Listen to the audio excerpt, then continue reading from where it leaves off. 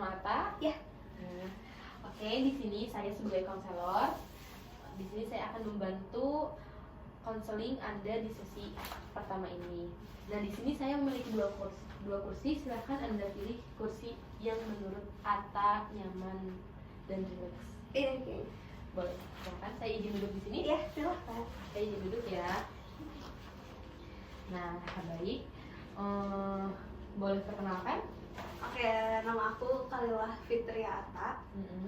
Aku dari jurusan Pendidikan Geografi di Universitas Siliwangi. Aku asli dari Bandung. Asli Bandung, oke.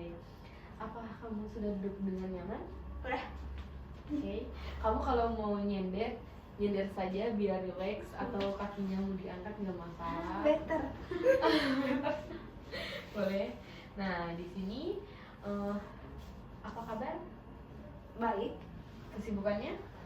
Sejauh ini aku kuliah, mikirin UAS, mungkin nggak ada yang sesuatu something happen yang beneran terjadi dulu. Oke, baik, bagus. Oke, di sini perkenalkan, nama saya Talita Wasirandida. Saya asli dari Ciamis. Saya mahasiswa Universitas Muhammadiyah Tasikmalaya. Di sini saya sebagai konselor yang akan membantu sesi konseling ini. Konseling ini saya akan membantu permasalahan yang mengganggu Atta akhir-akhir ini dan mengganggu diri Atta secara mental. Nah, kalau boleh tahu, sebelumnya pernah mengikuti sesi konseling? Kalau konseling nggak pernah, cuman kalau ditanya kadang ada, aku tuh masih bingung sih konseling apa bukan, tapi kalau dulu tuh pernah ditanya kayak buat mengenal karakteristik aku, karena sebelum kuliah tuh kan harus ada perbandingan karakteristik itu kan. Nah, di sesi itu tuh jatuhnya si guru yang menanyakan hal tersebut tuh kayak jatuhnya konseling, jadi aku gak tahu itu masuk konseling atau bukan. Oke. Nanti lihat saja sesi ini, kalau misal sama itu berarti konseling. Oke. Nah, konseling ini terdiri atas dorongan Atta atau keinginan Atta?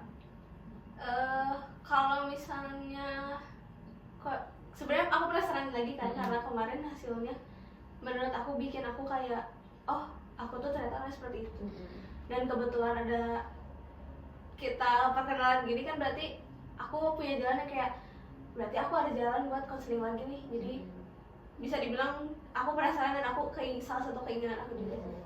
Dan ada dorongan juga. Iya. Mungkin ya. Nah, baik. Nah, sesi konseling ini berdurasi 45 menit ke depan. Dan di sini saya izin untuk merekam agar bukti nanti. Nah, di sini juga tenang, ada asas 2 kerahasiaan, atas keterbukaan dan asas kerahasiaan. Nah, kalau boleh tahu, apa sih permasalahan yang bisa Atta ceritakan yang bisa saya bantu gitu? Apa ya? Kalau misalnya ditanya permasalahan, mungkin overthinking tuh mahasiswa normal ya sih. Iya, normal. Insecurity kayak gitu. Cuman kalau misalnya ditanya problem, lebih ke aku lagi bertanya-tanya sama diri aku, apa sih pernikahan itu? Even kayak kalau dibentuk dari pertanyaan besar itu permasalahan atau bukan, karena yang aku lihat kalau sebuah pernikahan itu atas dasar cinta, kenapa cinta itu bisa disebut sama ilusi? Jadi aku tuh mempermasalahkan itu kayak, bener gak sih pernikahan itu terjadi untuk atas dasar cinta gitu? Mereka melahirkan aku tuh untuk apa gitu nih? Itu permasalahan yang aku bertanya sampai sekarang. Berarti Atta selalu bertanya-tanya apa itu pernikahan. Gitu. Nah, baik, apa yang sedang Anda hadapi atau Anda rasakan saat ini? Kalau karena jatuhnya sama keluarga kan LDR, jadi kayak I don't know what they feel gitu kan. Cuman kalau misalnya tiap pulang ke rumah, sometimes ada aku ngeliat kalian tuh punya masalah loh, tapi kenapa seolah-olah di depan aku tuh bersandiwara semuanya baik-baik aja.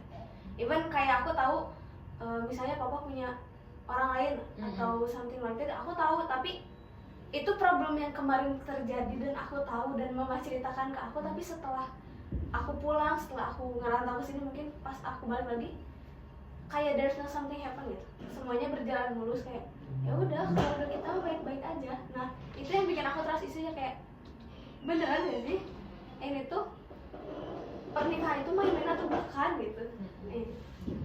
Jadi Atta itu selalu merasa kebingungan akan situasi dalam keluarga Atta, hubungan Atta dengan orang tua, hubungan Atta dengan ayah, dengan ibu gitu kan. Karena yang Atta rasakan itu hubungan Atta dengan orang tua Atta itu status mereka itu tidak baik-baik saja, tapi kenapa orang tua Atta itu selalu merasa itu tuh baik-baik saja dan ibaratnya bersandiwara di belakang Atta. Ya. Apa ada peristiwa tertentu yang memicu masalah ini? Dulu please don't expose ini ya, tapi emang dulu tuh karena papa kerjanya supervisor, jadi kan pergi-pergi, dan itu tuh situasinya di mana mama yang lagi sakit, jatuh dari motor kalau nggak salah waktu itu. Terus setelah ke papa pulang dan mama juga emang nggak bilang kan posisinya kalau dia jatuh dari motor atau sakit. Nah, akhirnya papa tahu ternyata mama jatuh. Nah, karena kondisinya mama tuh kerjanya di rumah sakit, jadi kalau misalnya mau berobat atau apa, ya bisa dibilang orang dalam ya tinggal ngantri lah, tinggal masuk ruangan atau something like that. Jadi mungkin kalau diambil dari POV papa, untuk apa aku nanya lagi kondisi dia, sedangkan emang ya udah dia tuh stay-nya di rumah sakit kan. Sedangkan kalau dilihat dari posisi mama yang kayak, ya aku juga perempuan kali, minimal kamu sebagai suami tanyain aku gitu. Karena mungkin mama kepo, kenapa sih papa tuh gak sepeduli itu sama sakitnya mama. Ada sometimes waktu papa tuh, dan yang bikin aku heran sebelumnya, mereka jarang tidur one bed gitu, Selalu terpisah. iya, papa tuh selalu tidur di ruang TV. Ya mungkin karena ada adik aku udah gede, tapi ya kalau dipikir-pikir tidur bertiga pun itu kasur masih big size banget gitu. Nah, satu malam tuh karena aku posisinya pesantren kan dulu, aku juga gak pulang dan aku juga gak tahu kondisi rumah gimana. Mama tuh ngecek phone-nya papa, ternyata emang ada, mereka tuh foto pas supervisor bersama tapi di crop, jadi when sama papa sama cewek gitu kan. Terus emang chattingan mereka. Nah itu emang benar-benar mama nyeritain ke aku sambil dia benar-benar nangis gitu. Emang kayak itu aku benar-benar berpikir kayak keluarga yang hancur tuh ternyata ada. Karena mendengar dari cerita orang tuh kayak masih iya sih. Nah pas mama cerita itu aku langsung feel kayak ini problemnya gitu. Aku nggak tahu selama 6 tahun aku di sana gitu, aku pesantren, tiba-tiba pas pulang jadi ini gitu nih. Terus pas yang bikin aku benar-benar itu merasa ini udah gak bener tuh, mama cerita ternyata di dalam lemari mereka tuh ada baju yang girly banget, even kayak dress putih buat umur 6 tahunan kalau nggak salah. Sedangkan posisinya di situ aku adalah tipe orang yang sama mama dibelanjakan baju tuh nggak pernah cewek gitu.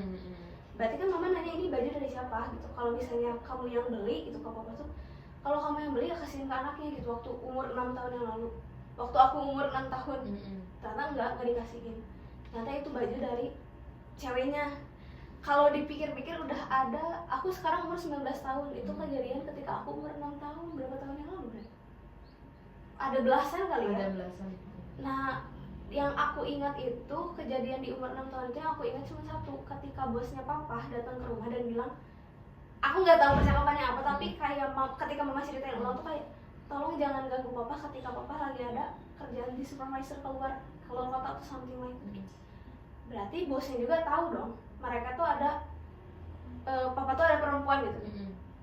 Nah itu yang bikin aku sakit itu, mama gak nyeritain itu loh ke aku selama berbelas-belasan tahun itu, kayak dia sendirian minum itu.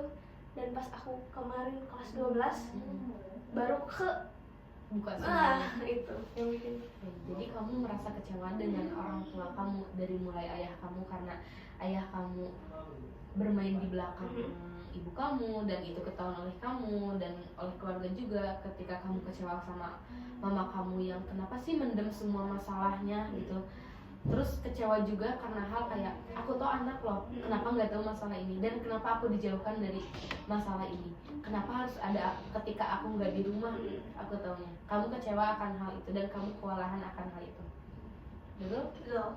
Terus sedikit yang bikin ke-pressure aku itu karena aku ada adik dan yang menyaksikan mereka berantem sampai cakar-cakaran itu aku gak ada di situ.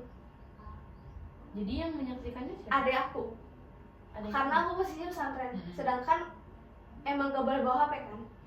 Terus karena mungkin ada aku dulu kelas 4 SD mungkin berpikir kalau aku tuh ada tahu komunikasi, dia ngechat aku, tapi karena gak ada pesannya sampai ke aku pun gak ada gitu nih. Karena aku sih gak bawa HP, yang bikin aku ngerasa gue tuh kakak goblok banget anjir. Ada gue nggak tahu, ada gue kayak gitu, ada gue nonton sesuatu yang nggak, yang biasanya aku dengar dari teman aku terjadi sama adik aku sendiri nih. Itu yang bikin kayak anjir, kok gitu banget sih. Kenapa nggak pas aku aja? Ya kamu mungkin membenci situasi di mana kenapa bukan kamu yang ada di situ, kenapa harus ada adik kamu gitu. Tapi kamu udah berusaha baik gitu kan, udah berusaha nenangin adik kamu, tapi setelahnya. Nah, karena kalau bahasa sekarang mungkin love language ya, dia itu bukan orang yang ngobrol gitu, enggak. Dia benar-benar real silent treatment apapun keadaannya. Even kalau aku nyuruh dia beliin apa, misalnya ke warung dong beliin gula, ya dia jalan. Nggak ada kayak, kita nggak pernah ngobrol pun kayak itu main game apa, nggak pernah. Even aku nanya kayak gitu pun nggak pernah. Aku nyuruh dia sholat atau aku nyuruh dia makan tuh nggak pernah. Segapra itu yang bikin dia. Dampaknya mungkin ke situ gitu. Enggak sih, karena emang kita dari awal gak pernah dekat. Terus aku mau mencari, aku yang sekarang sudah berpikir kayak, oh ada aku tuh butuh aku. Nah aku tuh bingung kayak pendekatannya dari mana, kita nggak punya sesuatu yang kayak dia jadi tahu tentang aku nyari tahu tentang, nggak pernah. Jadi akhirnya itu kamu itu bingung akan situasi di mana apakah jalan yang harus kamu awali ketika kamu ingin kenal lagi dengan adik kamu, dekat lagi dengan adik kamu gitu ya. Tapi apakah sebelumnya ada hambatan ketika kamu ingin dekat dengan adik kamu? Enggak sih, kalau dulu akunya jujur terlalu cuek dan merasa ya udahlah aku kamu gitu. Merasa kalau dia tuh ya udah kita kan bisa masing-masing. Apa yang membuat kamu merasa cemas atau khawatir? Apa ya, aku udah overthinking sih sebenarnya. Kalau di luar dari cerita yang aku tadi, gampang ke pressure kalau misalnya orang bilang kayak tak, kayaknya kamu cocok deh masuk ke Hima, nanti kamu ngurusin ini terus jadi penerus aku, terus bawa nama aku. Nah itu tuh emang ke-trigger bikin aku semangat. Cuman di satu sisi kayak anjir, ini ke-push banget loh. Aku tuh takut gak bisa memenuhi ekspektasi dia. Kamu juga khawatir sama diri kamu sendiri juga gitu, takut nggak sesuai yang orang lain harapkan ke kamu gitu.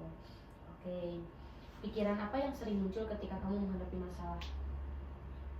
Takut gagal sih. Kalau misalnya emang meskipun itu dalam hal kecil kayak aku ujian atau apa tuh kayak kayaknya aku gak bisa deh gitu. Bagaimana biasanya Atta menghadapi masalah seperti ini? Kalau buat nge-handle jujur aku belum bisa, tapi karena terbiasa untuk ya udahlah diemin aja gitu. Karena kadang aku tuh gampang gak distract dengan hal-hal lain. Di saat satu sisi aku overthinking sama sesuatu, kadang aku mencari hal baru yang kayak aku ngumpul aja deh, nongkrong aja deh gitu. Jadi Atta mencari kesibukan agar tidak terlalu overthinking, agar Atta bisa menyelaraskan pemikiran Atta. Nah sebelumnya pernah nggak Atta melakukan kayak berpikir hal buruk gitu dalam diri Atta? Enggak sih, so far enggak. Cuman kalau dibilang ini hal buruk atau enggak, aku mulai bertanya-tanya, sholat aku tuh apa sih? Itu yang bikin kalau ke majelis ke agama ya. Karena kalau misalnya dibilang aku 6 tahun pesantren tapi sholat gak benar, tapi di satu sisi ketika aku mau melaksanakan sholat tuh aku merasa kayak aku juga udah berantakan semuanya nih. Jadi Atta, jadi untuk apa kembali, aku masih merasa gitu. Even buruknya aku di situ mungkin. Kayak Atta tuh heran di satu sisi Atta tuh melakukan sholat, tapi di sisi lain Atta tuh bingung kan sholat itu apa sih, untuk apa sih? Itu pemikiran yang emang menurut aku, please aku mau keluar dari situ tapi nggak bisa.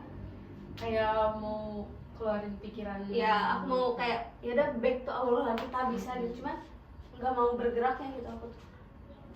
Gitu sumpah. Oke. Apa ada pola perilaku tertentu yang sadar dalam menghadapi stres? Kayak gimana ya? Even aku ngerti dulu. Jadi kayak ketika Atta dalam situasi stres, apa yang bisa Ata hindari ketika Ata sedang ada di situasi stres itu?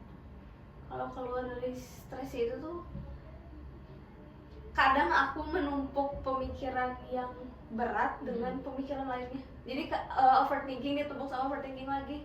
Tapi itu tuh malah bikin kadang kayak berarti yang itu gue sudah pikirin, kita pikirinnya yang ini aja deh, yang lebih ringan. Itu aku ngerasa lebih relax.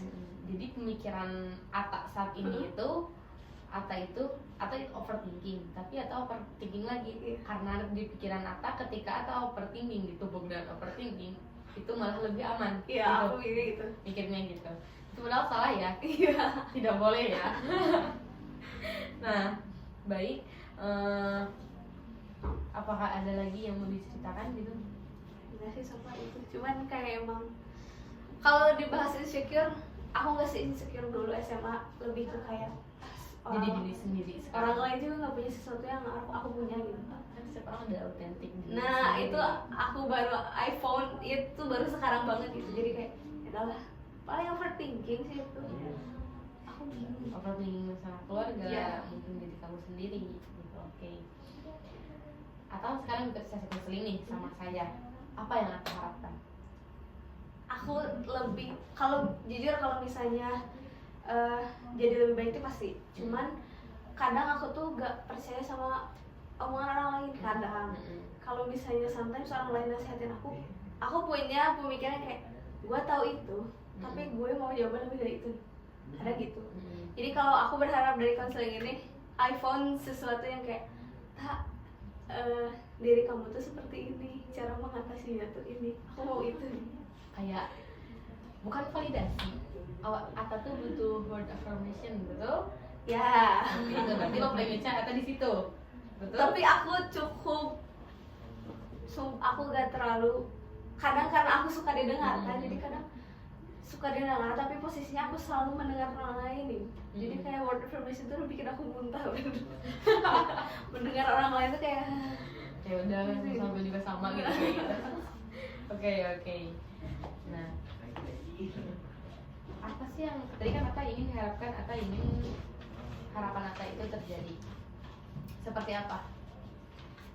kayak apa ya, kalau harapan dari konseling ini aku pengen kayak aku tuh benar-benar mengenal diri aku. Jadi kadang kalau ketika pengendalian diri aku udah bisa, aku mengenal diri aku berarti aku bisa mengendalikan harusnya seperti ini loh gitu. Aku tuh mau menemukan Diri Ata, di mana diri Ata gitu? nah iya, aku belum menemukan itu.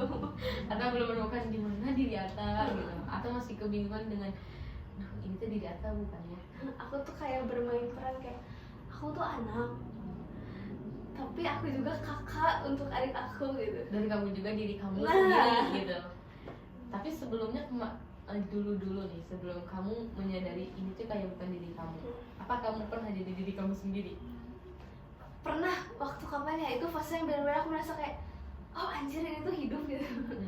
Ketika aku kelas 12 dan emang udah gak ada kelas, udah gak ada apa, itu benar-benar freedom banget buat aku kayak oh ini yang enjoy hidup tuh kayak gini, oh ini aku.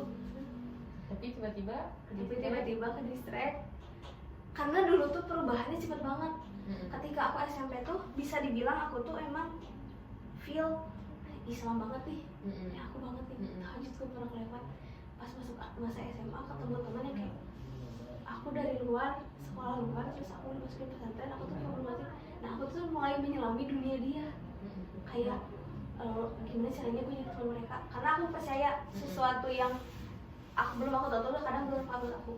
Nah aku tuh masuk ke dunia mereka tuh kebablasan.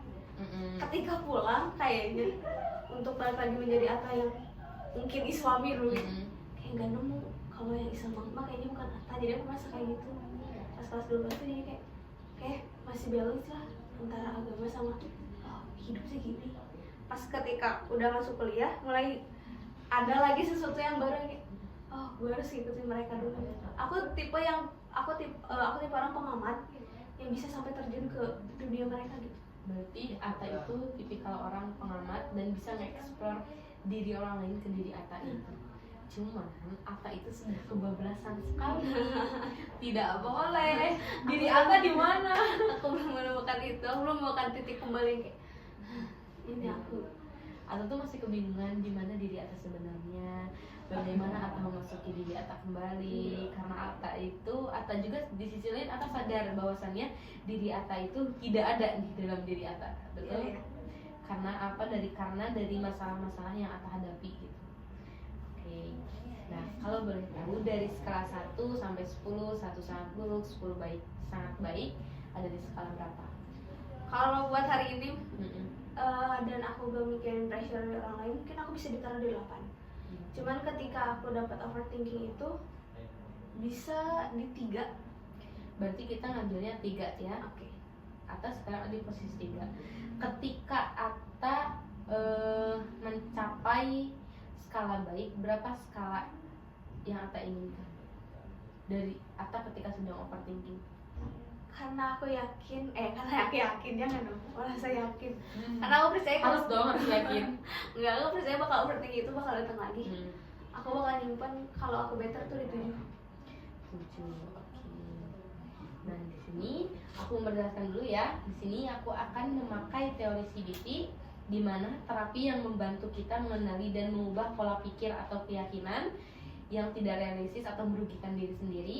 Kita akan bekerja sama untuk memahami bagaimana pikiran kita mempengaruhi perasaan dan tindakan kita, dan bagaimana kita dapat mengubah atau meraih perubahan positif.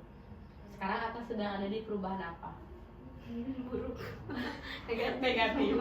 Dan mari semoga dengan sesi counseling ini aku bisa membantu bahwa kembalinya diri Atta, ya meski tidak dengan 100% mungkin dari pikirannya dulu, mungkin perubahan perilakunya dulu, situasinya dulu. Nah, tadi kan sudah cerita ya apa yang mengganggu Atta akhir-akhir ini, bagaimana perasaan Atta akhir-akhir ini, pernahkah Atta merasa berpikir negatif atau pesimis tentang diri Atta? Pernah sih. Itu karena orang-orang tuh terlalu menaruh ekspektasi yang besar.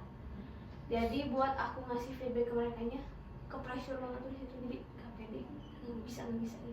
Jadi agak ke distract dengan kata, duh aku tuh udah ada diyakini nih sama orang, cuma aku struggler dengan diri atas sendiri, dengan pikiran sendiri gitu. Tapi kadang cenderung aku tuh cuman butuh validasi kayak, bisa data kalau nggak kayak kalimat sok ya kalau gak bisa mah sama aku dikasih tahu gitu, ada kalimatnya kayak aku bisa loh kalau Atta ilangin pikiran Atta yang negatif itu, benar bisa Atta. Nah iya, I know, itu aku benar tahu, benar kayak ya meski kan mama mau udah informasi abisnya kayak mama cerita juga kayak bisa kak gini ya I know, tapi itu tuh nggak akan itu tuh bebal di diri aku loh. Karena aku tahu kalimat itu bisa meyakinkan aku malah nggak akan percaya sama kalimat itu. Dia Atta udah gak mempan dengan kata-kata Iya. seperti itu. Oke. Nah, siapa yang bisa Anda ajak bicara atau minta dukungan dalam situasi ini? Gak ada sih. Kalau orang tertentu nggak ada ya. Cuman aku jatuhnya lebih sering kayak, oh aku tahu nih orang ini tuh punya apa ya? Kayak dia tuh bisa bikin aku tuh ke distract hal baru. Jadi mending aku ngobrol deh sama dia. Kalau sama dia udah hanyut, udah nyaman, terus aku ngerasa kembali lagi ke masalah yang kemarin itu masih ada. Kadang aku nyari lagi hal baru, ngobrol lagi sama orang.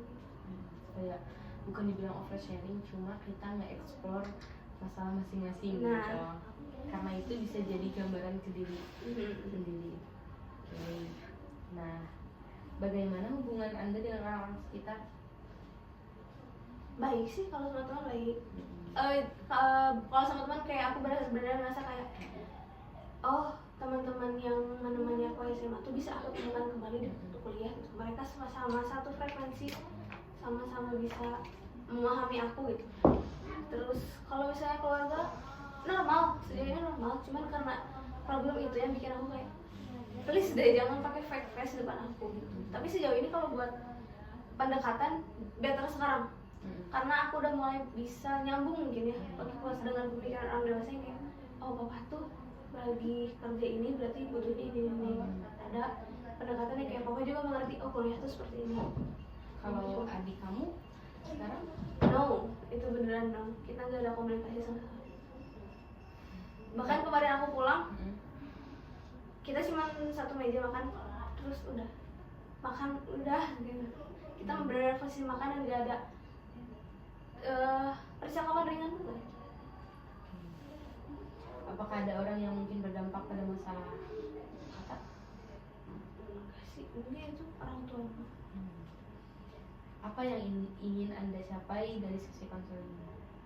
Itu iPhone me, dan ketika iPhone me aku pengen menyelesaikan masalah orang tua aku yang kayak ya udah kalau mau pisah-pisah gitu. Menemukan itu. Lebih memilih, jadi pemikiran kamu sekarang kamu lebih memilih, kamu lebih santai ketika ya udah orang tua kamu jika ingin bisa Ya, karena aku melihat sakitnya mama tuh di posisi ketika suaminya melakukan hal yang tidak baik. Seminggu setelahnya apa sebulan setelahnya kakek meninggal gitu. Sakit banget. Jadi Dan- kamu merasakan apa yang orang tua apa yang mama kamu rasakan gitu? Nah, dan aku merasa benar-benar hilang tuh pas kakek gak ada. Gak apa-apa, nangis santai gak apa-apa. Itu feel benar kayak buat apa sih aku ngapain, kayak kakek juga udah gak ada, mama sama papa juga. Gak apa-apa, santai sorry aku kira aku gak akan ambil topik ini Wak. gak apa-apa, keluarin biar relax. Udah mah emang kayak kalimat jangan lupa sholat terus doain kakek, nanti tuh beneran gak aku lakuin karena aku merasa kamu tuh pergi nih. Jadi aku merasa kayak buat apa aku ngedoain orang kamu jadi tuh pergi. Aku tuh merasa gitu nih, padahal itu hal yang salah, I know. Iya. Sumpah sih itu titik yang bikin oke kakek pergi tuh. Soalnya kalau dilihat dari dekat waktu kecil, orang tua aku kan dua-duanya kerja ya, jadi emang spend waktu mereka buat aku tuh gak ada. Akhirnya aku tuh dititipin ke kakek sama nenek. Kenapa aku tadi bilang kenapa harus adik aku yang lihat pertengkaran itu? Karena waktu sebelum dia lahir, yang melihat pertengkaran kakek dan nenek itu aku. Terus aku minta mau punya adik kan ke orang tua aku, dan punya janji sama diri sendiri tuh kayak kakek sama nenek mah gak boleh berantem lagi kalau udah ada adik aku. Aku bisa nempatin itu dengan kakek sama nenek gak pernah berantem, tapi malah melihat aku itu yang aku kayak kenapa malah minta adik sih dulu. Itu my fault gak sih gitu? Ya kamu merasa kecewa dengan pikiran kamu yang kayak kamu itu meminta adik kamu, tapi malah adik kamu juga merasakan apa yang kamu rasakan dulu gitu. Itu Kuat atau tuh kuat orangnya. kalau aku tuh suka bingung ya kalau misalnya mau cerita ke siapa tuh, karena kalau dilihat dari pertemanan teman aku juga ayahnya udah gak ada kok, dia biasa aja gitu kan. Terus kenapa aku yang kalau kata orang kakek doang, even feel kayak ya Dia itu tuh dari ngerti sama Allah aku gitu. itu. Nah aku juga nggak bisa menyalahkan untuk ya lu nggak ngerti sama gue sih, karena aku juga posisi gak mengerti dia kan. Jadi kayak Padahal itu tuh kan kamu sangat berharga buat kamu ya. kayaknya itu mah benar-benar menemani aku dari awal aku baik gitu. Jadi makanya emang feel kehilangan teh kehilangan banget.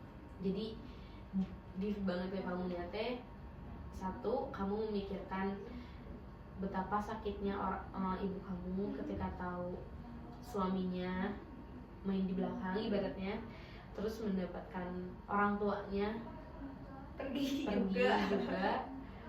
Terus kamu juga merasakan diri kamu kehilangan karena kamu telah diamanati kakek kamu, tapi mungkin saat ini kamu belum bisa melakukannya amanah itu karena kamu juga masih kecewa.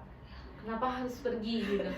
Padahal kalau sadar gini, ya sudah waktunya gitu kan. Tapi itu berat karena kakek kamu itu adalah orang yang menemani proses perjalanan kamu selama hidup. Betul. Betul? So Gak apa kalau mau nangis nangis aja. Nah, kan tadi udah ya cerita apa perubahan yang Anda harapkan dalam hidup Anda. Terus bagaimana Atta membayangkan solusi ideal untuk masalah Atta gitu kan. Apa Atta pernah menghadapi situasi serupa sebelumnya? Kayak kehilangan atau apa? Enggak sih, tapi kalau misalnya problem orang tua tuh karena emang mereka cerita ke aku, jadi aku tuh tahu masalah mereka dan aku kayak oh jadi problem mereka tuh kayak gini. Dan takdir mungkin yang mereka ceritakan tuh terjadi sama aku juga. Baik. Nah, bagaimana Anda memandang diri sendiri dalam konteks masalah ini? Aku mencoba menjadi tim netral, senetral-netralnya. Gak mau di pihak, kalaupun mereka benar akan berpisah, aku gak akan ambil pihak manapun. Tapi yang aku pikirkan adalah adik aku gitu. Aku tuh mau menjadi peran kakak yang baik. Kalau aku menjadi peran tuh pengennya menjadi kakak gitu. Iya, berarti kamu ingin menyelamatkan adik kamu. Apakah ada kekuatan yang dimiliki yang bisa membantu atau melewati ini? Kalau sampai sekarang belum nemu sih. Belum nemu. Langkah apa yang menurut Atta bisa diambil untuk memperbaiki situasi ini? Nah, aku mau try buat ya ngobrol sama mereka, mau beneran dibuka-buka sekarang kalau misalnya daripada bertahan tapi kalian denial gitu. Jadi kamu ingin mencari solusi dari permasalahan ini, cuma mungkin kamu juga belum bisa menemukannya karena ini kan bersifatnya orang tua ya, sangat aku belum bisa masuk. Iya, gitu. Baik. Pasti kamu juga masih disepelekan karena kamu tuh masih kecil. Iya. Gitu, kamu pasti kedicik sama itu. Nah, apakah ada hambatan yang dihadapi ketika kamu ingin mencapai dan menghadapi solusi? LDR sih, kita kan jauh banget sekarang. Kalau nelpon juga gak mungkin. Ngobrol sesuatu yang berat di telepon tuh menurut aku gak cocok. Karena kamu juga gini ya, saya bisa merasakan adanya diri kamu karena kamu dari kecil sudah dijauhkan mungkinnya dari keluarga dengan cara kamu, misal kamu di pesantren, sekarang kamu kuliah tempatnya jauh, dan emang dari kecil juga kamu sudah ibaratnya jauh dari peran orang tua. Ya, komunikasi kita tuh terjalin gara-gara kuliah doang. Sisanya dari kecil emang I'm not feel it gitu.